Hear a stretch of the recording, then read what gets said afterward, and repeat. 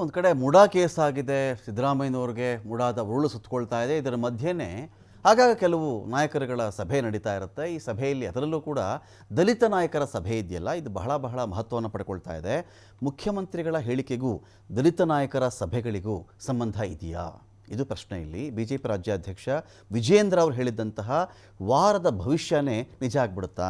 ವಾರ ಭವಿಷ್ಯ ನೋಡಿದ್ಬಿಟ್ಟಿದ್ರು ವಿಜಯೇಂದ್ರ ಅವರು. ಇನ್ನೊಂದು ವಾರದಲ್ಲಿ ನೋಡ್ತಾ ಇರಿ, ಸಿದ್ದರಾಮಯ್ಯ ಅವರು ರಾಜೀನಾಮೆ ಕೊಟ್ಬಿಡ್ತಾರೆ ಅಂತ ವಾರ ಭವಿಷ್ಯ. ವಿಜಯೇಂದ್ರ ಅವರು ಹೇಳಿದಂಥ ವಾರ ಭವಿಷ್ಯ ಇದು.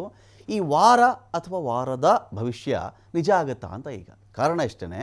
ಆ ಥರ ಅವ್ರು ಹೇಳುವುದಕ್ಕೂ ಈ ಕಡೆ ಸತೀಶ್ ಜಾರಕಿಹೊಳಿ ಅವರು, ಪರಮೇಶ್ವರ್ ಅವರು, ಮಹದೇವಪ್ಪ ಅವರು ಎಲ್ಲ ಸೇರಿ ಒಂದು ಕಡೆ ಸಭೆ ಮಾಡೋದಕ್ಕೂ ಏನು ಸಂಬಂಧ? ಆ ಥರದ ಟೆನ್ಷನ್ ನಿಜವಾಗ್ಲೂ ಇದೆಯಾ? ಸಿದ್ದರಾಮಯ್ಯ ಅವರು ಮುಖ್ಯಮಂತ್ರಿ ಕುರ್ಚಿಯನ್ನು ಬಿಟ್ಟು ಕೆಳಗೆ ಇಳಿಯುವಷ್ಟು ಟೆನ್ಷನ್ ಅಥವಾ ಒಂದು ಧಾವಂತ, ಒಂದು ಅನಿವಾರ್ಯತೆ ಈಗ ಇಲ್ಲಿ ಕ್ರಿಯೇಟ್ ಆಗಿದೆಯಾ ಅಂತ ಪ್ರಶ್ನೆ ಇದೆ ಇಲ್ಲಿ. ಇತ್ತ ನಿನ್ನೆ ಯಾಕಿದು ಬಂತು ಚರ್ಚೆಗೆ ಅಂತ ಹೇಳಿದ್ರೆ, ಮೈಸೂರಲ್ಲಿ ದಸರಾ ಎಲ್ಲ ಉದ್ಘಾಟನೆ ಮಾಡಿದ್ರಲ್ಲ, ಇನ್ನೊಂದು ವರ್ಷ ನನಗೆ ಆಶೀರ್ವಾದ ಮಾಡಿ ಅಂತ CM ಕೇಳಿಬಿಟ್ರು. ಅಂದರೆ ಈಗ ಇನ್ನೊಂದು ವರ್ಷ ಅಂತ ಲೆಕ್ಕ ಹಾಕೊಂಡಾಗ ಅವರ ಟೋಟಲ್ ಟರ್ಮ್ ಚೆಕ್ ಮಾಡಿದಾಗ 2.5 ವರ್ಷ ಆಗುತ್ತದು. ಒಬ್ಬ ಮುಖ್ಯಮಂತ್ರಿಯಾಗಿ 5 ವರ್ಷ ಆಳ್ವಿಕೆ ಮಾಡಬಹುದು. ಅದರಲ್ಲಿ ಹಾಫ್ ಅಂತ ಚೆಕ್ ಮಾಡಿಕೊಂಡ್ರೆ, ಅರ್ಧ ಅಂತ ಚೆಕ್ ಮಾಡಿದ್ರೆ 2.5 ವರ್ಷಕ್ಕೆ ಇನ್ನೊಂದು ವರ್ಷ ಬೇಕು.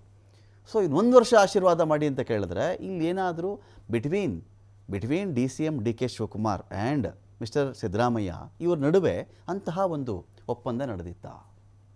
ಹೈಕಮಾಂಡದ ಒಪ್ಪಂದವನ್ನು ಮಾಡಿ ಮೊದಲ ಅರ್ಧ ಅವಧಿಗೆ ಸಿದ್ದರಾಮಯ್ಯ ಅವ್ರ CM ಆಗಿರಲಿ, ಉಳಿದ ಅರ್ಧ ಅವಧಿಗೆ DK ಶಿವಕುಮಾರ್ ಅವ್ರ CM ಆಗಿರಲಿ ಅಂತ ಏನಾದರೂ ಹೇಳಿ ಕಳಿಸಿದ್ರ?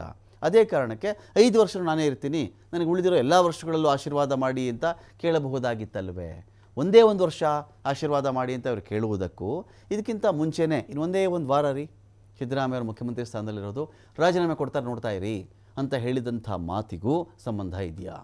ಎಲ್ಲ ಬೆಳವಣಿಗೆಗಳ ಜೊತೆಗೆ ದಲಿತ ನಾಯಕರ ಮೀಟಿಂಗ್ಗಳಿತ್ತಲ್ಲ, ಇದು ಕೂಡ ಒಂದು ಕಡೆ ಟೆನ್ಷನನ್ನು ಜಾಸ್ತಿ ಮಾಡಿದೆ.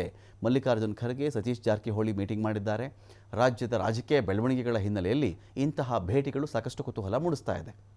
ಕಾರಣಗಳೇನೇ ಇರಲಿ, ಈ ಸಂದರ್ಭ ಇದೆಯಲ್ಲ, ಈ ಸಮಯ ಇದೆಯಲ್ಲ, ಕಾಕತಾಳೀಯವಾಗಾದರೂ ಸರಿಯೇ. ಈ ಸಂದರ್ಭದಲ್ಲಿ 3 ಜನನೋ 4 ಜನನೋ ಇಬ್ಬರೋ ಪ್ರಬಲ ನಾಯಕರು ಒಂದು ಕಡೆ ಸೇರಿದ್ರು ಅಂದರೆ ಅದರಲ್ಲಿ ಏನೋ ಒಂದು ದಾಳ ಇದೆ ಅಂತ ಅರ್ಥ. ನಿನ್ನೆ ಮಲ್ಲಿಕಾರ್ಜುನ್ ಖರ್ಗೆ ಅವರನ್ನು ಭೇಟಿಯಾಗಿ ಜಾರಕಿಹೊಳಿ ಅವರು ಮಾತುಕತೆ ನಡೆಸಿದ್ದಾರೆ. ಸೊ ಹಾಗಾಗಿ ಈ ನಡೆಯ ಬಗ್ಗೆ ಇದೀಗ ಕುತೂಹಲ ಜಾಸ್ತಿ ಆಗ್ತಾ ಇದೆ.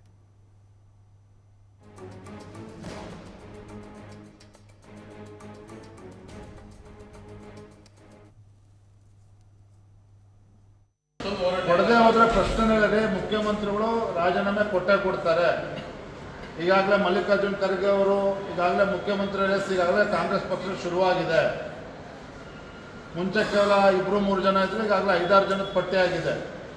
ನಾನು ಕೂಡ ಸೀನಿಯರ್ ಇದ್ದೆ, ನೋಡ್ತೀರಿ ಬರೋಂಥ ಒಂದು ವಾರದಲ್ಲಿ ನೀವು ನೋಡ್ತಾರೆ ಯಾವ ರೀತಿ ಬೆಳವಣಿಗೆ ಆಗ್ತದೆ ಅಂತೇಳಿ. ಮುಖ್ಯಮಂತ್ರಿ ಸಿದ್ದರಾಮಯ್ಯನವರು ರಾಜೀನಾಮೆ ಕೊಡೋದಿಲ್ಲ ಅನ್ನೋ ಪ್ರಶ್ನೆ ಉದ್ಭವ ಆಗೋದಿಲ್ಲ. ಯಾವ ಕ್ಷಣದಲ್ಲಿ ಕೊಡ್ತಾರೆ, ಯಾವ ಸಂದರ್ಭದಲ್ಲಿ ಕೊಡ್ತಾರೆ, ಯಾವತ್ತು ಕೊಡ್ತಾರೆ ಅಂತಕ್ಕಂಥ ಪ್ರಶ್ನೆ ಮಾತ್ರ ಉಳಿದಿರ್ತಕ್ಕಂಥದ್ದು. ಕೊಡದೆ ಹೋದ್ರೆ ಪ್ರಶ್ನೆಗಳೇ ಮುಖ್ಯಮಂತ್ರಿಗಳು ಎಲ್ಲರಿಗೂ ಕೂಡ ಇನ್ನೊಂದು ವರ್ಷದವರೆಗೆ ಉತ್ತಮವಾದಂಥ ಕೆಲಸ ಮಾಡತಕ್ಕಂಥ ಶಕ್ತಿ ಕೊಡಲಿ, ಜನರ ಸೇವೆ ಮಾಡತಕ್ಕಂಥ ಶಕ್ತಿ ಕೊಡಲಿ ಅಂತೇಳಿ ಪ್ರಾರ್ಥಿಸಿ ಈ ವರ್ಷದ ದಸರಾ ಮಹೋತ್ಸವದ ಶುಭಾಶಯಗಳನ್ನು ಮತ್ತೊಮ್ಮೆ ನಾಡಿನ ಜನತೆಗೆ ನೀವೆಲ್ಲರಿಗೂ ಕೂಡ ತಿಳಿಸಿ ನನ್ನ ಮಾತುಗಳನ್ನು ಮುಗಿಸ್ತೇನೆ.